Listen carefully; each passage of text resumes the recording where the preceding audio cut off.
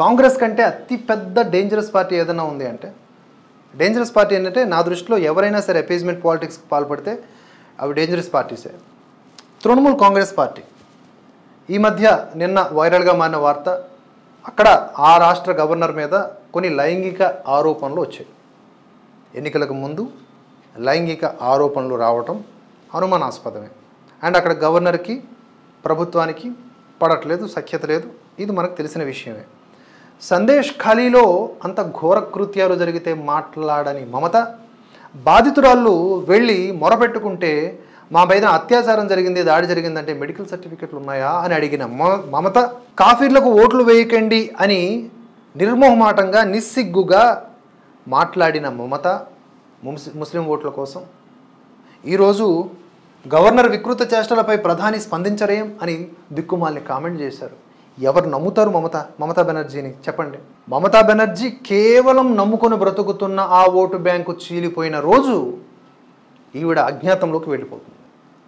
Trinamool Congress party west బెంగాల్ని పీల్చి పిప్పి చేస్తోంది. అందుకనే ప్రధాని మోదీ కూడా ఒక మాట అన్నారు, వెస్ట్ బెంగాల్లో హిందువుల్ని సెకండ్ గ్రేడ్ సిటిజన్స్గా పరిగణిస్తూ ఉన్నారు, అక్కడ మమతా బెనర్జీ అసలు వాళ్ళను గుర్తించట్లేదు పౌరులుగా అని మాట్లాడుతూ ఉన్నారు. మరి మమతా బెనర్జీకి పౌరులు ఎవరు?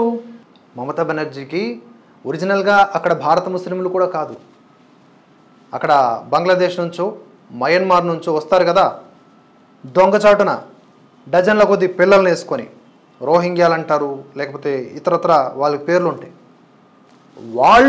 వాళ్ళు మాత్రమే పౌరుడు, నిజమైన పౌరుడు. ఈవిడికి బార్డర్స్ అన్నీ కూడా డెలికేట్ చేసేసి తద్వారా వాటిల్లోంచి ఈ ప్రవాహాన్ని కంటిన్యూ చేసి కొన్ని కోట్ల మందికి భారత భూమిని అక్రమంగా ఆక్యుపై చేసేలాగా చేసినటువంటి వ్యక్తి మమతా బెనర్జీ. అలాంటి వ్యక్తి ఇవాళ మాట్లాడుతూ ఉన్నారు. రాజ్భవన్లో ఓ మహిళా ఉద్యోగితో గవర్నర్ సివి ఆనంద్ బోస్ అనుచితంగా ప్రవర్తించారు అని పశ్చిమ బెంగాల్ ముఖ్యమంత్రి మమతా బెనర్జీ మండిపడ్డారు.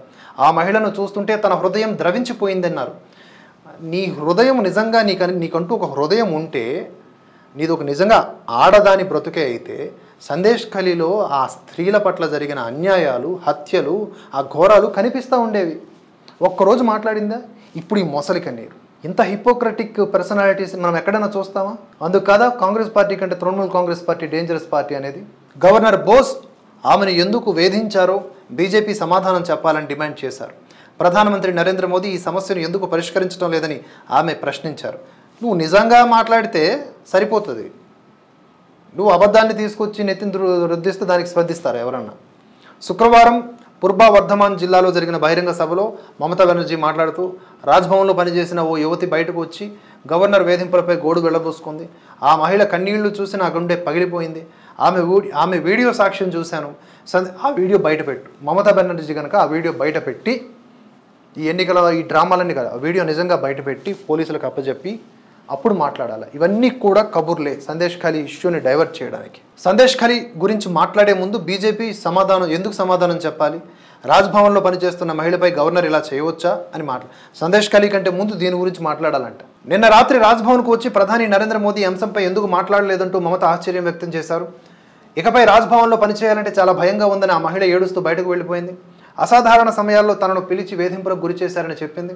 ఇది సిగ్గుచేటైన విషయం అన్నారు. స్కూల్ సర్వీస్ కమిషన్ కేసులో చాలామంది ఉద్యోగాలు కోల్పోవడానికి బీజేపీయే కారణమని మమత పేర్కొన్నారు. దొంగతనంగా, లంచగొండితనంగా ఉద్యోగాల్ని కేటాయించి వీళ్ళకి నచ్చిన వాళ్ళని, ఒకటి కాదు రెండు కాదు 23,000 పైచులకు ఉద్యోగాలు, అర్హులందరూ కూడా ఏడుస్తూ ఉంటే వాళ్ళు పిటిషన్ వేసుకుంటే కోర్టు ఒక తీర్పు ఇచ్చింది. ఎవరైతే ఆ నియామకాలు ఎవరికైతే ఉద్యోగాలు వచ్చినాయో అవన్నీ రద్దు చేసి వాళ్ళ జీతాలు కూడా రిటర్న్ ఇచ్చేలాగా తీర్పునిచ్చింది. దానిపైన ఏడుస్తూ ఉంది ఈవిడ. లంచాలు మింగేసి ఆ కేసులో ఆల్రెడీ ఒకరిద్దరు అరెస్ట్ అయి ఉన్నారు కూడా.